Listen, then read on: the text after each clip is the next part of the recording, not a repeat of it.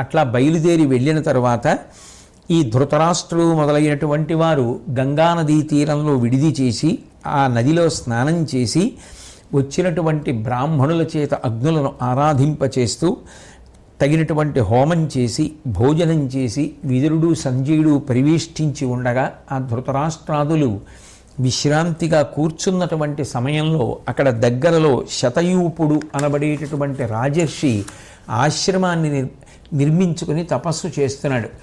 ఆయన యొక్క వృత్తాంతాన్ని నారదుడు తర్వాత ధర్మరాజు గారితో చెప్తాడు. వాళ్ళు ఆ హస్తినాపురానికి అలాగే ఈ ధృతరాష్ట్రుడు మొదలైనటువంటి వారికి చాలా దగ్గరవాడే. అందుచేత ఆయన గబగబా వచ్చి యువతలి తీరంలో ధృతరాష్ట్రుడు ఆశ్రమవాసం చేయడం కోసం హస్తినాపురాన్ని విడిచిపెట్టి వచ్చేశాడు అని తెలుసుకొని గబగబా వెళ్ళి ఆ ధృతరాష్ట్రుడికి స్వాగతం పలికి, మీరు వచ్చి నాతో పాటు ఆశ్రమంలో ఉండవలసినది అని చెప్పి ఆహ్వానం చేశాడు. చేసిన తరువాత ధృతరాష్ట్రుడు ఆయనతో వచ్చిన వారు గంగానదిని దాటి ఆవలి ఒడ్డుకు చేరుకొని కురుక్షేత్ర భూములలోకి ప్రవేశించి అక్కడ ఆ శతయూపుడు అనబడేటటువంటి రాజర్షి యొక్క ఆశ్రమం ఎక్కడుందో అక్కడే ఆయన ఆహ్వానం మేరకు వీరు కూడా కుటీరములను నిర్మించుకొని తపస్సు చెయ్యాలి అని నిర్ణయించుకున్నారు. కాబట్టి ఆయన యొక్క నిర్ణయం మేరకు వెంటనే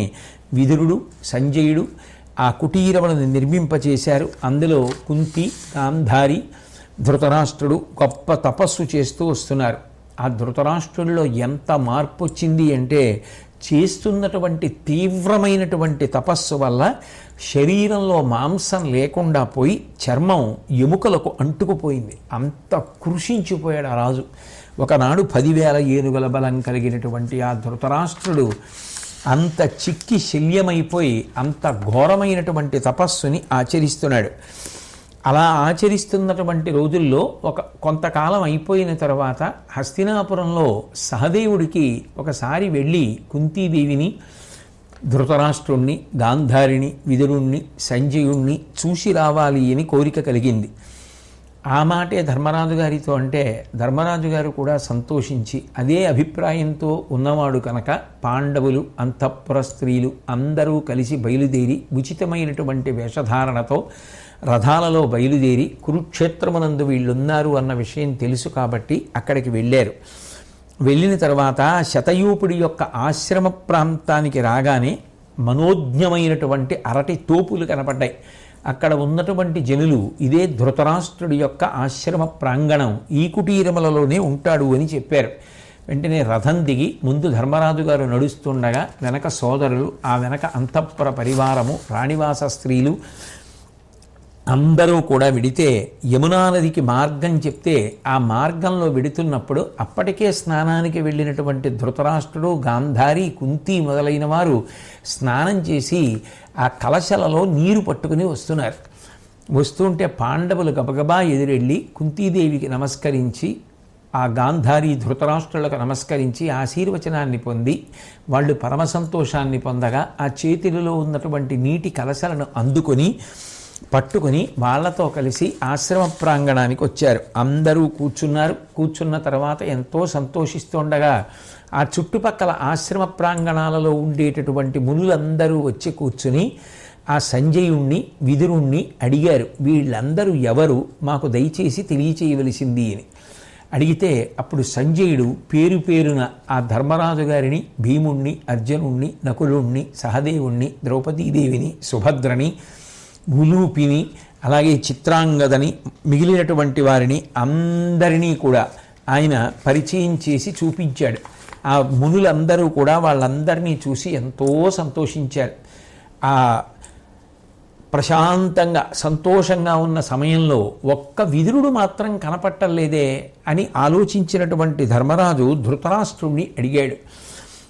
ఆ విదురుడు కనపట్టలేదు, ఎక్కడికి వెళ్ళాడు అని అడిగాడు. ఆయన్ని చూడాలనుంది అని అంటే అప్పుడు ధృతరాష్ట్రుడు ధర్మరాజుకి జవాబు చెప్తూ, ఏ తపంబున కోర్తునెంతయు శుశ్రూష ఎలయక కొంతిమాకాచరించు వినుము గాంధారియు అనఘచరిత్ర తపోనిష్ఠ కోర్చు ఇమ్మాననీయమిము తలంచిన ఎప్పుడు మెచ్చి దీవించు సంజయుడు ప్రాజ్ఞుడు తపశ్చరణమునకు విసువడు మము బాసి విదురుడెచ్చటనీని చెరియించు మునిజనాశ్చర్యకారియగుచు జలము అనిల ఆహారముగా కొను అదియు కొనక అయిన నుండు శూన్య విపినమున విదైన్య స్వతంత్ర సంచారి అయి వసించు కౌరవేంద్ర.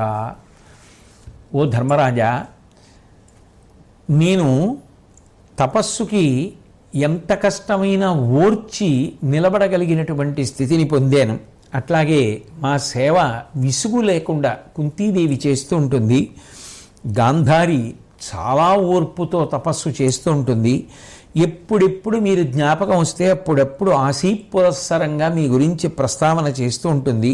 ఈ సంజయుడు ప్రాజ్ఞుడు, విసుగు లేకుండా గొప్ప తపస్సుని చేస్తూ ఉంటాడు.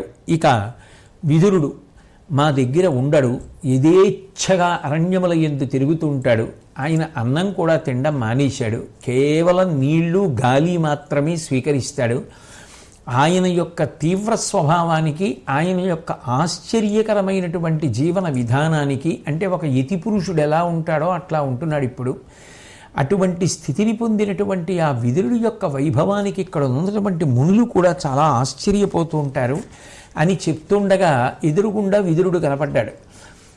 ఆ ధృతరాష్ట్రుడి యొక్క ఆశ్రమ ప్రాంగణంలోకి రాబోయినటువంటి విదురుడు ఇంతమంది జనులు అక్కడ ఉండడం చూసి మళ్ళీ వెనక్కి తిరిగి అరణ్యంలోకి వెళ్ళిపోతున్నాడు. వెంటనే ధర్మరాజు గారు వెంటపడి, నేను ధర్మరాజుని, ఓ విదురా, నిన్ను చూడ్డానికి వచ్చాను, ఆగు ఆగు అంటూ వెంబడించారు. అయినా ఆగకుండా, కనపడకుండా చెట్ల చాటు నుంచి ఆ విదురుడు వెళ్ళిపోతున్నాడు. వదిలిపెట్టకుండా ధర్మరాజు గారు అనుగమించారు. ఒక చోటుకి వెళ్ళిన తరువాత ఒక చెట్టుని ఆనుకుని విదురుడు నిలబడిపోయాడు. ఆ నిలబడిపోయినటువంటి స్థితిలో ధర్మరాజు గారు ఎదురుగుండా వచ్చి నిలబడ్డారు. వెంటనే ఆ విదురుడు ఏమీ మాట్లాడకుండా నిశ్చలంగా ఆ ధర్మరాజు గారి వంక చూస్తూ తనలో ఉన్నటువంటి ఇంద్రియ శక్తుల్ని ధర్మరాజు గారి ఇంద్రియ శక్తులతో, తన ప్రాణములను ధర్మరాజు గారి యొక్క ప్రాణంతో కలిపేశాడు. కలిపేసి ఆయన శరీరాన్ని విడిచిపెట్టి ఆ విదురుడు పడిపోయాడు. పడిపోగానే ఆశ్చర్యకరంగా ఎప్పుడైతే విదురుడి తేజస్సు కూడా ధర్మరాజు గారిలో ప్రవేశించిందో ధర్మరాజు గారి యొక్క కాంతి ద్విగుణీకృతమైపోయింది. వినుము, ధర్మపుత్రు తనువున కాంతియు లావు అప్పుడగ్గలంబులయ్యే వలసె బుద్ధి అధిక బలము అట్టు లగుట చేత ఎరిగి చూజ్యమంది ఎలమినుందే. ఎప్పుడైతే విదురుడి యొక్క తేజస్సు కూడా తన యందు ప్రవేశించిందో ఒక్కసారి బుద్ధిబలం, తేజస్సు ధర్మరాజు గారిలో పెరిగిపోయింది. వెంటనే ఆ పడిపోయినటువంటి విదురుడి యొక్క శరీరానికి దహనక్రియలు చేయడానికి ధర్మరాజు గారు సిద్ధపడుతుంటే అశరీరవాణి వినపడింది. ఆయన ఇక ఒక యతి పురుషుడు ఎలా ఉంటాడో అట్లా ప్రవర్తించినవాడు, అటువంటి వాడికి దహనం చెయ్యొచ్చా, చెయ్యకూడదు కదా అని. కాబట్టి ఆ దహనం చెయ్యకుండా విదురుడి యొక్క శరీరాన్ని విడిచిపెట్టేశాడు. ఆ తర్వాత ధర్మరాజు గారు ఆ విదురుడు పడిపోవడాన్ని చూసి ఆయన యొక్క జీవన ప్రాభవానికి, ఆయన వైభవానికి, ఆయన నిష్ఠకి, ఆయన ధర్మాచరణకి, ఆయన యొక్క నడవడికి, ఆయన అద్భుతమైనటువంటి జీవన గతికి తెల్లపోయి ఎంతో సంతోషించాడు. ఈలోగా వేదవ్యాస భగవానుడు వచ్చి ప్రత్యక్షమయ్యాడు. అందరూ కూడా చూసి ఎంతో సంతోషించి ఆయనకి నమస్కారం చేశారు. ఆయన ఆ ధృతరాష్ట్రుడు మొదలైన వారి అందరినీ కూడా కుశల ప్రశ్నలు వేశారు. ఓ ధృతరాష్ట్రుడా, 9 కొడుకులు మరణించారనేటటువంటి దుఃఖం నీ మనసు నుంచి పూర్తిగా తొలగిపోయిందా? ధర్మం తెలిసినటువంటి గాంధారి కూడా దుఃఖాన్ని విడిచిపెట్టి మనశ్శాంతితో ఉంటోందా? కుంతీదేవి కేవలం మిమ్మల్ని సేవించాలి అన్న ఉద్దేశ్యంతో హస్తినాపురాన్ని, అంతఃపురాన్ని విడిచిపెట్టి అనుగమించి వచ్చినది మీకు తగిన విధంగా సేవ చేసుకోగలుగుతోందా? ఈ కుంతి చాలా గొప్ప వ్యక్తి, ఈమె చేసినటువంటి మేలు ఈ మనసులో మరిచిపోకుండా ఓ ధృతరాష్ట్ర మహారాజా నిలబడిపోయిందా అని చెప్పి అడిగితే ఒకరినొకరు అందరూ కుశల ప్రశ్నలు వేసుకున్నారు. ధృతరాష్ట్రుడు సంతోషించాడు. వ్యాసుడు వచ్చాడు అంటే ఏదో ఒక మలుపు ఉన్నది అని గుర్తు. వచ్చినటువంటి వ్యాసుడు ఆ ధృతరాష్ట్రుణ్ణి, పాండవుల్ని, ఆ అంతఃపుర స్త్రీలని, కుంతిని, గాంధారిని అందరినీ చూసి ఒక మాట అన్నాడు. మీయడ చింతవాయగ సమీహిత బుద్ధియునర్పకోరి ఏ నీ ఎడకిప్పుడు వచ్చితి అభీష్టము వీడుము శంక తక్కి భూనాయక ఎల్లభంగిని మనప్రియముంతగనిత్తునన్న కౌంతేయులెలర్చిరి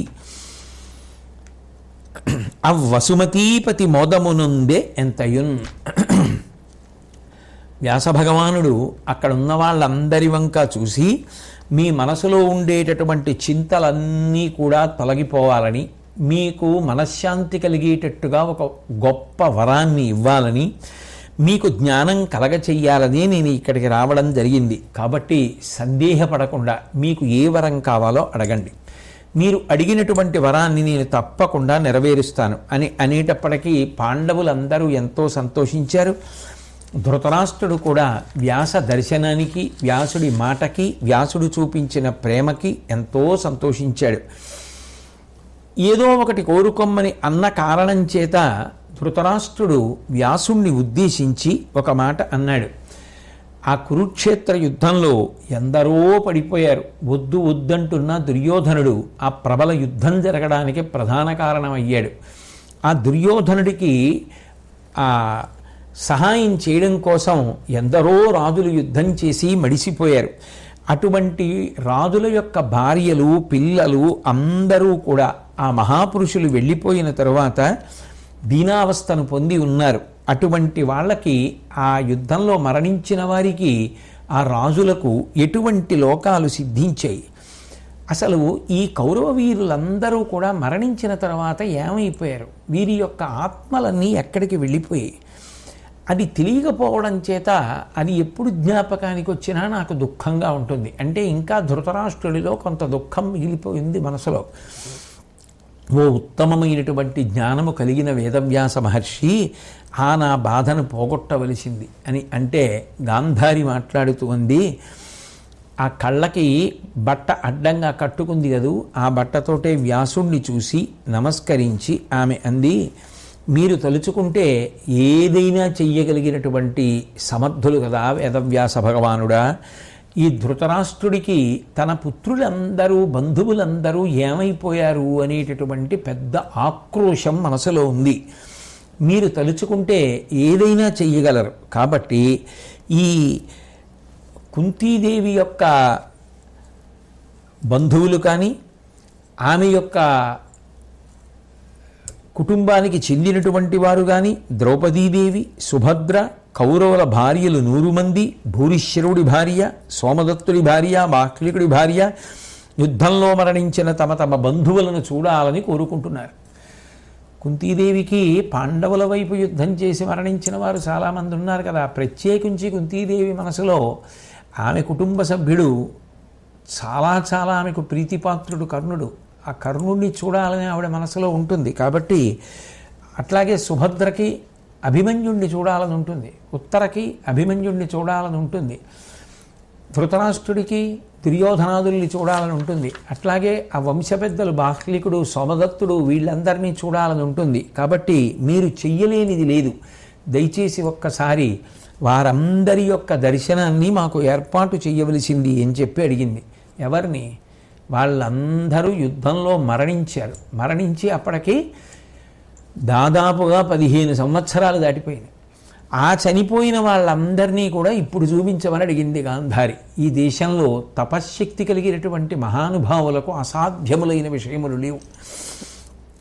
అడిగితే కుంతీదేవి నోరు తెరిచి అడగకపోయినా ఆవిడికి కూడా మనసులో కర్ణుడు మిదిలేడు. ఒకసారి కర్ణుడిని చూడాలి అని ఆమెకు అనిపించింది.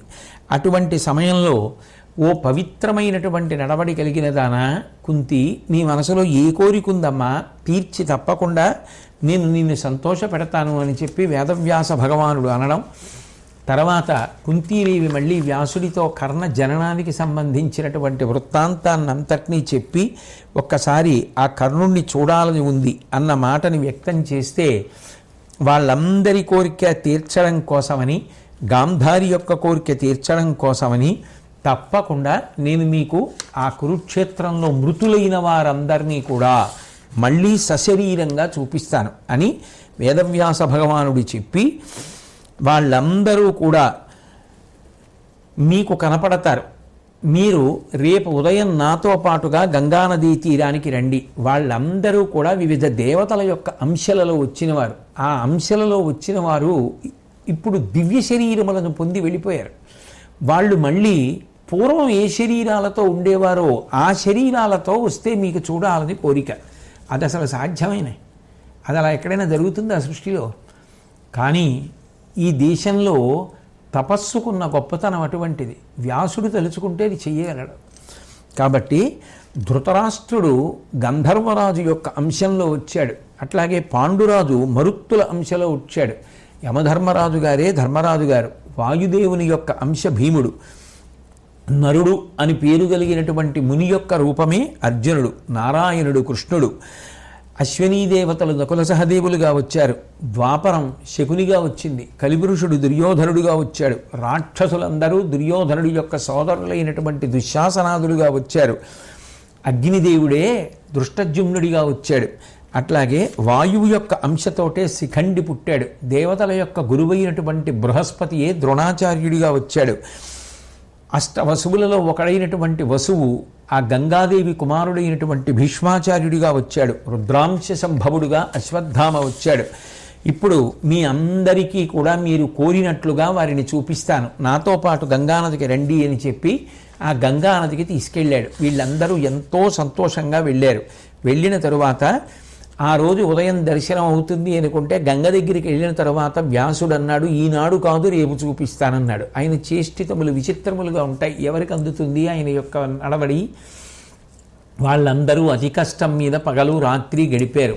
ఆ మరునాడు గంగ ఒడ్డున ఆ వ్యాసుడు నిలబడి ఉండగా ధృతరాష్ట్రాదులందరూ కూడా నిలబడ్డారు. ధృతరాష్ట్రుడికి దివ్యమైనటువంటి దృష్టినిచ్చాడు చూడ్డానికి వ్యాసుడు. ఆ వ్యాసుడు నీటిలో నిలబడి సంకల్పం చేసేటప్పటికీ ఆ నీళ్లలో పెద్ద చప్పుడు ప్రారంభమైంది. ఆ వెంటనే అందులోంచి దుర్యోధనుడు, అతని తమ్ముళ్ళు, మిగిలినటువంటి వారందరూ, అట్లాగే అభిమన్యుడు, ఉపపాండవులు, కర్ణుడు, బాహ్లికుడు, సోమదత్తుడు, ద్రుపదుడు, విరాటుడు, శకుని, భీష్ముడు, ద్రోణుడు అందరూ కూడా దివ్య శరీరాలతో వచ్చారు. వచ్చి వాళ్ళు ఆయా లోకాలకు అతీతమైనటువంటి లోకాలకు సంబంధించినటువంటి పూలమాలలు, దివ్యమైనటువంటి వస్త్రములు, అలంకారాలు, మైప్యూతలు ఉండగా వాళ్ళందరికీ కనపడ్డారు. కనపడి ఆశ్చర్యకరమైన విషయం ఏమిటంటే ఎవరి మధ్య ఏ శత్రుత్వం లేదు. అందరూ ఆ దివ్య శరీరములను పొందిన తరువాత కలసిమెలసి ఉన్నారు. ఆ తర్వాత వాళ్ళు పూర్వం ఈ భూమి మీద ఉన్నప్పుడు ఎటువంటి రూపాలతో ఉండేవారో అటువంటి రూపాలతో ఉండి ఆ రోజు పగలు ఆ రోజు రాత్రి ఈ ధృతరాష్ట్రుడు, సంజయుడు, గాంధారి, కుంతి, పాండవులతో కలిపి గడిపారు. ఎంత ఆశ్చర్యకరమైన విషయం అసలు! అంతమంది మరణించిన వారందరూ దివ్య శరీరాలతో వచ్చి యథారూపములను పొంది ఒక పగలు ఒక రాత్రి వాళ్లతో గడిపారు. అందరూ కూడా సంభ్రమంలో ఆశ్చర్యంలో మునిగిపోయారు. అసలు ఆ వ్యాసుడికి సాధ్యం కానిది లోకంలో ఏముంటుంది? ఏమనగవచ్చునా సంయమీంద్రు మహిమ. ఆ వ్యాసుడి యొక్క మహిమ చెప్పడం ఎవరికి సాధ్యం? అందుకే వ్యాసుడితో ఇక ఎవరి గురించి చెప్పడం సాధ్యమవుతుంది? వ్యాసుడు వ్యాసుడే. వ్యాసుడు ఏది చేశాడో అదే తర్వాత ఎవరైనా చెయ్యగలరు. నిజానికి వ్యాసుడు చేసినవన్నీ చేయడం ఎవరికి సాధ్యం? వ్యాసుడు చెప్పంది చెప్పలేరు, వ్యాసుడు చేసినవన్నీ చెయ్యలేరు. అంత పై స్థాయి. ఎందుకని అంటే వ్యాసో నారాయణ స్వయం, వ్యాసుడు సాక్షాత్తు నారాయణ అంశ. అటువంటి మహానుభావుడు ఒక రోజంతా దివ్య శరీరాలతో వచ్చి పూర్వ శరీరాల్లోకి మారి మరణించిన వారందరూ ఏ విభేదాలు లేకుండా ఆశ్రమవాసంలో ఉన్న ధృతరాష్ట్రుడితోటి ఆయన బంధువులతోటి కలిపి గడిపారు. ఆ మరునాడు ఉదయం మళ్ళీ వ్యాసుడి యొక్క అనుజ్ఞ మేరకి అందరూ కూడా వీడ్కోలు తీసుకుని పరస్పరం ఒకరికొకరు చక్కగా వీడ్కోలు చెప్పుకొని వారు ఆ గంగానదిలో దిగి ప్రాకృత శరీరములను వదిలిపెట్టేసి దివ్య శరీరములను ధరించినటువంటి వారై వారి వారి లోకాలకు వెళ్ళిపోతుంటే వ్యాసుడు ఆ నీటిలో నిలబడి పిలిచాడు, మీరు ఈ భర్తలు శరీరాలు వదిలిపెట్టేస్తే దీనస్థితిలో ఉన్న స్త్రీలు ఒకవేళ ఇప్పుడు భర్తలతో కలిసి వాళ్ళు కూడా దివ్యలోకానికి వెళ్ళిపోదాము అని తీవ్రమైన ఇచ్చ ఉన్నవాళ్ళు ఉంటే రావచ్చు అని పిలిచాడు. పిలిస్తే గాంధారి యొక్క కుంతీదేవి యొక్క అనుమతిని తీసుకున్న వాళ్ళై యుద్ధంలో భర్తల్ని కోల్పోయినటువంటి స్త్రీలు, వాళ్ళని విడిచిపెట్టి ఉండలేకపోయిన వాళ్ళు, అందున ఇన్నాళ్ల తర్వాత వాళ్ళని చూసిన తర్వాత ఇక ఉండలేమనుకున్న వాళ్ళు గంగానదిలోకి వెళ్ళి మునక వేసి శరీరాన్ని వదిలిపెట్టి వారు కూడా దివ్య శరీరాలతో భర్తల్ని అనుగమించి వెళ్ళిపోయారు. ఆ పరిస్థితిని చూసి అక్కడ ఉన్న వాళ్ళందరి యొక్క మనస్సులు సంతోషంతో నిండిపోయాయి. ఈ ఘట్టానికి భారతంలో ఫలశ్రుతి చెప్పారు. ఈ ఘట్టాన్ని ఎవరైనా చదువుకున్న విన్న ఆస్తిక్య బుద్ధితో ఉన్నవాళ్ళైతే, అంటే తపస్సు చేత ఈ దేశంలో సాధించలేనిది లేదు, ఆ తపస్సు ఉన్నవాళ్ళకి తెలుస్తుంది, అటువంటి తపస్సు మీద నమ్మకం ఉన్న వాళ్ళకి తెలుస్తుంది. కాబట్టి ఇది ఎవరికి అన్వయం అంటే అట్లా నమ్మగలిగిన వాళ్ళు, వ్యాసాదుల యొక్క తపశ్శక్తి మీద నమ్మకం ఉన్నవాళ్ళు ఎవరుంటారో అటువంటి వాళ్ళు ఇది చదువుకున్న, ఇది విన్న వాళ్ళకి ఈ లోకంలోనూ పరలోకంలోనూ కూడా అత్యుత్తమమైనటువంటి కోరికలన్నీ నెరవేరుతాయి. మనసారా సంతోషం కలిగేటట్టుగా బంధువుల్ని కలుసుకుంటారు. ఏమాత్రం కష్టం లేకుండా వారికి రోగకారకములైనటువంటి పాపములు భంజింపబడి రోగములు ఉపశమిస్తాయి. అట్లాగే ఇది చదివి వినిపించిన వారికి విన్నవారికి కూడా సమస్త అభ్యుదయములు కలుగుతాయి. పూర్తి నమ్మకంతో దీన్ని విన్నవాళ్ళు ఎవరుంటారో, చదివిన వాళ్ళు ఎవరుంటారో, చెప్పిన వారు ఎవరుంటారో వాళ్ళకి దేవతలు కష్టములు కలగకుండా శుభములు జరిగేటట్టుగా కాపాడతారు. అంత దివ్యమైన ఘట్టము సుమా. ఎందుకనంటే ఈ దేశంలో తపశ్శక్తికి సాధ్యం కాని విషయం లేదు అని మహాభారతంలో నిరూపింపబడినటువంటి పరమాద్భుతమైన ఘట్టం కాబట్టి ఇది సామాన్యమైనటువంటి వాదనలకు హేతువులకు అందేటటువంటి విషయం కాదు. సమస్త వాంగ్మయంలో వ్యాసుడు వినా ఇటువంటి అద్భుతాన్ని చేసినటువంటి వారు లేరు. అందుకే అంత గొప్ప శక్తి కలిగినది. ఆ వచ్చినటువంటి పాండవులందరూ కూడా ఎంతో సంతోషించినటువంటి వారై ధృతరాష్ట్రాదుల దగ్గర వీడ్కోలు తీసుకొని తిరిగి హస్తినాపురానికి వెళ్ళిపోయారు. వెళ్ళిపోయిన తరువాత ఇక్కడ ఈ ధృతరాష్ట్రాదులు గొప్ప తపస్సు చేస్తున్నారు. కొంతకాలం అయిపోయిన తరువాత నారదుడు హస్తినాపురంలో పాండవుల్ని చూడ్డానికి వచ్చాడు. వస్తే ఆ ధర్మరాజు గారు నారదుడిని ప్రశ్నిస్తూ, మీరు క్షేమంగా ఉన్నారా? మా ధృతరాష్ట్ర మహారాజు గారి గురించి, గాంధారి గురించి, కుంతీదేవి గురించి, ఆ సంజయుడి గురించి ఏమైనా వార్తలు తెలిసాయా? వాళ్ళు ఏ అనారోగ్యం లేకుండా సంతోషంగా ఉన్నారా? మీరు నిరంతరం పుణ్యభూముల యందు తిరుగుతూ ఉంటారు గట అంటే నారదుడు జవాబు చెప్తూ, వాళ్ళు అనితర సాధ్యమైనటువంటి తపస్సు చేశారు. అందున కేవలం గాలి ఆహారంగా మాత్రమే ఆ ధృతరాష్ట్రుడు కొంతకాలం తపస్సు చేశాడు. గాంధారి నీళ్లు మాత్రమే ఆహారంగా తీసుకుంటూ తపస్సు చేసింది. నెలకొక్కసారే భోజనం చేస్తూ కుంతీదేవి తపస్సు చేసింది. 7 పూటలకు ఒకసారి మాత్రమే తపస్సు చేస్తూ సంజయుడు తపస్సు చేశాడు. చిట్ట చివరి స్థితిలో అసలు ధృతరాష్ట్రుడు నిర్జనమైనటువంటి అరణ్య ప్రాంతాలలో ఆశ్చర్యకరంగా తిరుగుతూ పరమాద్భుతమైనటువంటి తపస్సు చేశాడు. ఒకానొకప్పుడు గంగాద్వారం దగ్గర ఉన్నటువంటి సమయంలో ఈ ధృతరాష్ట్రుడు ఇక తాను అగ్నిహోత్రాన్ని కూడా ఆరాధన చెయ్యలేను అన్న ఉద్దేశ్యంతో దానికి చివరి ఆరాధన చేసి బ్రాహ్మణుల చేత ఉద్వాసన పలికించి వదిలిపెట్టేశాడు. పెద్ద సుడిగాలి వస్తే ఆ అగ్నులే బయలుదేరి అరణ్యమంతా అంటుకుంది. ఆ అంటుకున్న సమయంలో ఇక ఎక్కడికి వెళ్ళలేక వాళ్ళు ఉండిపోతే సంజయుడు వస్తే ఆ సంజయుణ్ణి, నువ్వు నిష్కారణంగా శరీరాన్ని విడిచిపెట్టేస్తే పాపం కలుగుతుంది, తప్పించుకోగలిగిన వాడివి కాబట్టి తప్పించుకోమని ధృతరాష్ట్ర మహారాజు చెప్తే ఆ ఆఖరి క్షణంలో కూడా ప్రభువుకి ఉత్తమ మార్గాన్ని ఉపదేశించి సంజయుడు ఏదో సందు చూసుకుని తప్పించుకొని హిమాలయాలకి చేరుకున్నాడు. ధృతరాష్ట్రుడు మాత్రం సంజయుడు చెప్పినటువంటి విధానంలో ప్రాణములనన్నింటినీ కూడా నిరోధించి ఊర్ధ్వముఖ చలనం చేసి ఆ అగ్నిహోత్రం ఆ అంటుకుపోగా అరణ్యమంతా అందులో కాలిపోయాడు. అట్లాగే గాంధారి, అట్లాగే కుంతి, ముగ్గురు కూడా శరీరం విడిచిపెట్టేశారు. ఆ దహింపబడినటువంటి అగ్నిహోత్రంలో పడిపోయినటువంటి ఆ శరీరాల్ని నేను చూడడం జరిగింది అని చెప్పి నారద మహర్షి చెప్పారు. చెప్తే వెంటనే ఆ ధర్మరాజు గారు, ఆయన యొక్క సోదరులు, అంతఃపుర పరివారం వాళ్ళ ముగ్గురు కూడా మరణించారు అని తెలుసుకుని ఎంతో బాధపడి దుఃఖించి వాళ్ళ యొక్క శరీరాల కోసమని చెప్పి ఆ ప్రాంతానికి వెళ్ళి అరణ్యంలో వెతకగా వాళ్ళ ముగ్గురి యొక్క శరీరాలు కనపడ్డాయి.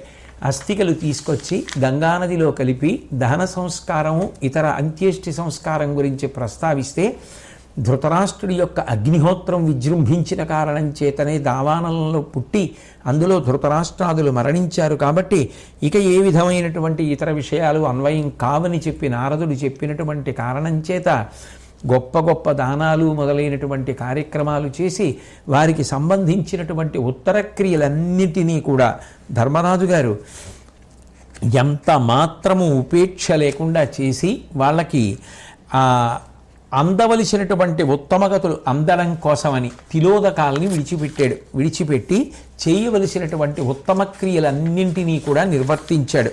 ఆ రకంగా చిట్ట చివరికి 15 సంవత్సరాలు హస్తినాపురంలోను, 3 సంవత్సరాలు అరణ్యంలోను, మొత్తం 18 సంవత్సరాలు. దుర్యోధనాదులు మరణించిన తరువాత ధృతరాష్ట్రుడు బ్రతికి ఉన్నాడు. 3 సంవత్సరములు అంత ఘోరమైన తపస్సు చేసి బ్రతికున్నంత కాలంలో చాలా భాగం పాపం చేసిన వాడైనప్పటికీ చిట్ట చివర ఆ తపస్సు చేత చాలా గొప్ప స్థితిని పొంది శరీరాన్ని విడిచిపెట్టేసి పొందవలసినటువంటి ఉత్తమలోక ప్రాప్తిని పొందాడు. ఆ విధంగా ఆశ్రమవాసం చేసినటువంటి ధృతరాష్ట్రుడు, ఆయన యొక్క పత్ని అయిన గాంధారి, అనుగమించిన కుంతి, ఉత్తమగతులు పొందినటువంటి కథా విశేషాన్ని ప్రతిపాదించినటువంటి పర్వం ఆశ్రమవాస పర్వం. తదనంతరం 35 సంవత్సరములు ధర్మరాజు గారు పరిపాలన చేశాక 36వ సంవత్సరం మొదలైన తరువాత చాలా భయంకరమైనటువంటి దుశ్శకునములు కనపడ్డాయి. ప్రకృతి వైపరీత్యములు ఏర్పడ్డాయి. ఆ సమయంలో ఒకప్పుడు కణ్వుడు, నారదుడు, విశ్వామిత్రుడు ఈ ముగ్గురు కూడా శ్రీకృష్ణ పరమాత్మ యొక్క దర్శనం చేసుకోవాలి అని ద్వారకా నగరానికి రావడం జరిగింది. ఒక్కొక్కసారి విధి ప్రేరణ అలా ఉంటుంది. ఇక భూలోకంలో ఆయా అంశాలు ఆ వచ్చినటువంటి వారి యొక్క ప్రధానమైనటువంటి కర్తవ్యాలు పూర్తయిపోయిన తరువాత ఆయా తేజస్సులు ఉపసంహారం అయిపోవలసినటువంటి కాలమాసన్నమైపోతుంది. అప్పుడు విధి బలీయంగా ఉంటుంది. బలీయంగా ఉండి చిత్ర విచిత్రమైన పరిణామములు ఏర్పడతాయి. ఆ సమయంలో అక్కడ ఉన్నటువంటి యువకులు కొంతమంది శ్రీకృష్ణుడి యొక్క కుమారుడైనటువంటి సాంబుడికి స్త్రీ వేషం వేశారు. వేసి కృష్ణ దర్శనార్థం వస్తున్నటువంటి కణ్వుడు, నారదుడు, విశ్వామిత్రుడి దగ్గరికి ఆ సాంబుడిని తీసుకెళ్ళి ఈమె గర్భవతి, ఈమెకు ఏ సంతానం కలుగుతుంది అని అడిగారు. మహర్షులకు ఆగ్రహం కలిగింది. మాతో పరాచికమా, పురుషుడికి స్త్రీ వేషం వేసి గర్భిణీ అని చెప్తున్నారా అని చెప్పి వాళ్ళు కోపం పొందినటువంటి వారై ఒక ముసలం పుడుతుంది అంటే ఒక గొప్ప రోకలి పుడుతుంది అని చెప్పి వాళ్ళు కఠినంగా చెప్పి కృష్ణ దర్శనం చెయ్యకుండానే వెళ్ళిపోతూ ఆ పుట్టినటువంటి రోకలి చేతనే యాదవులందరూ నశించిపోతారు అని చెప్పి శపించి వెళ్ళిపోయారు. ఇక వాళ్ళు కృష్ణ దర్శనం కూడా చేయలేదు, చెయ్యకుండా వెనక్కి వెళ్ళిపోయారు. ఈ వార్త కృష్ణ పరమాత్మకి తెలిసింది.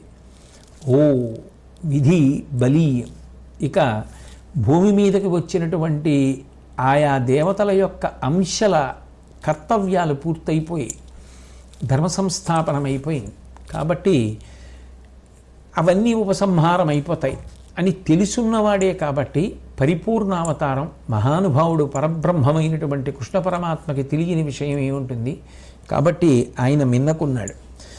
మిన్నకున్న తర్వాత ఆ సముద్రపు ఒడ్డున గొప్ప ఉత్సవం చేసుకోవలసిందిగా అందరినీ కూడా ఆదేశించాడు.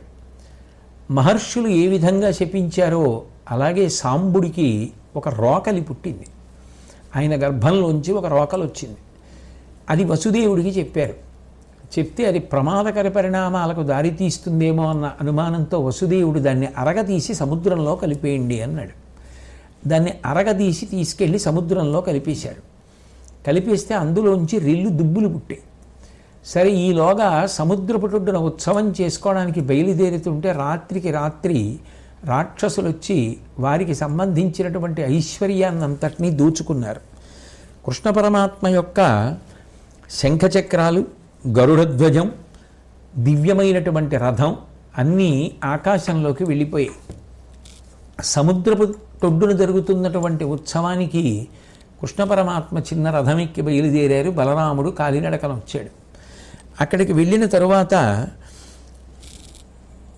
అక్కడ ఉన్నటువంటి వాళ్ళందరూ కూడా ఉత్సవం చేసుకుంటూ మద్యం తాగి దాని వలన ఉన్మత్తతను పొంది నిష్కారణంగా ఒకరినొకరు అధిక్షేపించుకుంటూ మాట్లాడడంలో సాత్యకి కృతవర్మని చంపేశాడు.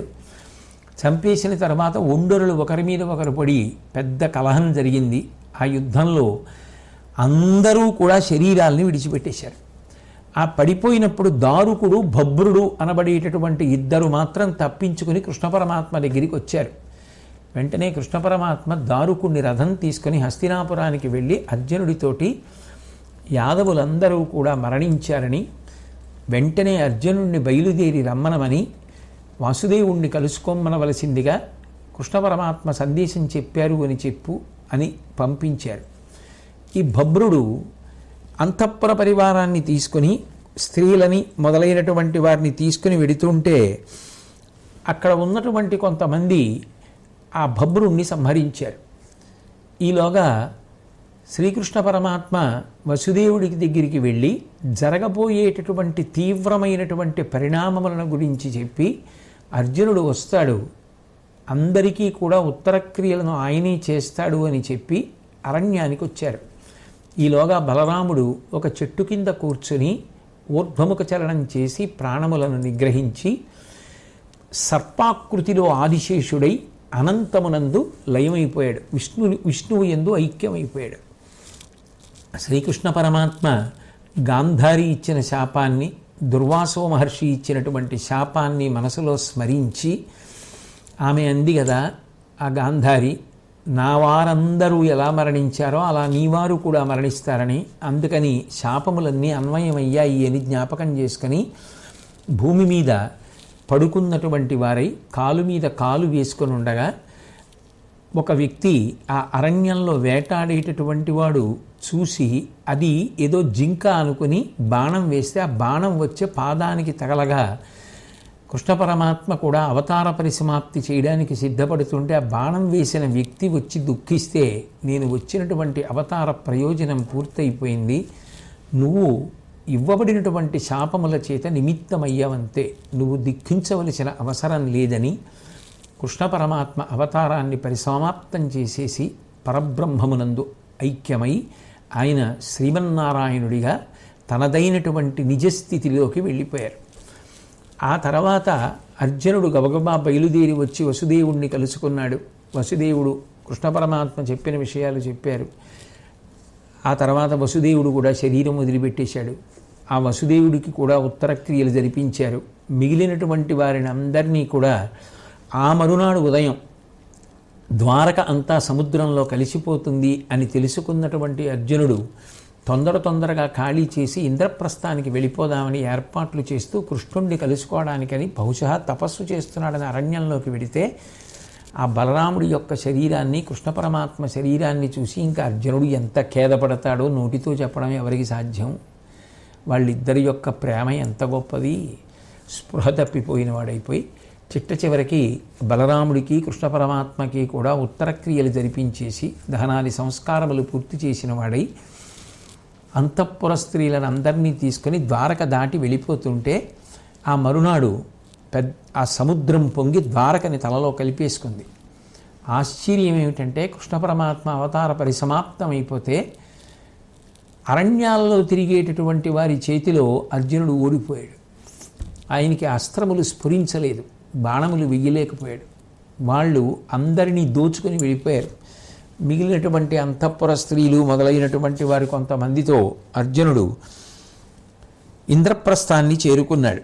చేరుకున్న తర్వాత ఆయన ఇక చేయవలసినటువంటి మిగిలిన కర్తవ్యాన్ని పూర్తి చెయ్యాలి అనేటటువంటి ఉద్దేశ్యంతో ఆ కృతవర్మ యొక్క కొడుకుని మృత్తికావాసపురము అనబడే చోట ఉంచి ఇక్కడ నువ్వు పరిపాలన చేస్తూ ఉండు అని చెప్పి రాజ్యాన్ని అప్పజెప్పాడు. అలాగే సాత్యకి కొడుకు సరస్వతీ నగరాన్నిచ్చి పట్టం కట్టాడు. అలాగే ఇంద్రప్రస్థానికి శ్రీకృష్ణ భగవానుడి యొక్క మనవడైనటువంటి వజ్రుడిని రాజుగా చేశాడు. ఆ విధంగా ఏర్పాటు చేశాక అక్రూరుడి భార్యలు పిల్లలు అరణ్యానికి వెళ్ళిపోయారు. రుక్మిణి మొదలైనటువంటి స్త్రీలందరూ అగ్నిలో ప్రవేశించి ప్రాణత్యాగం చేశారు. సత్యభామాదులు అరణ్యానికి వెళ్ళిపోయారు. అర్జునుడి యొక్క హృదయం కదిలిపోయింది. ఇంతమంది వెళ్ళిపోవడం, ప్రత్యేకించి శ్రీకృష్ణ పరమాత్మ యొక్క అవతార పరిసమాప్తి జరిగిపోవడం ఇక అర్జునుడు ఊంచుకోలేకపోయాడు. వ్యాస భగవానుణ్ణి కలిసి తన మనసులో ఉన్నటువంటి ఖేదాన్నంతటినీ కూడా తెలియచేస్తే ఇది అనివార్య పరిణామమని కృష్ణ పరమాత్మకు తెలుసు. కాలంలో ధర్మ సంస్థాపన కోసం వచ్చినటువంటి పరిపూర్ణ అవతారం, ఆ అవతార ప్రయోజనం పూర్తి అయిపోయిన తరువాత ఉపసంహారం అయిపోయింది.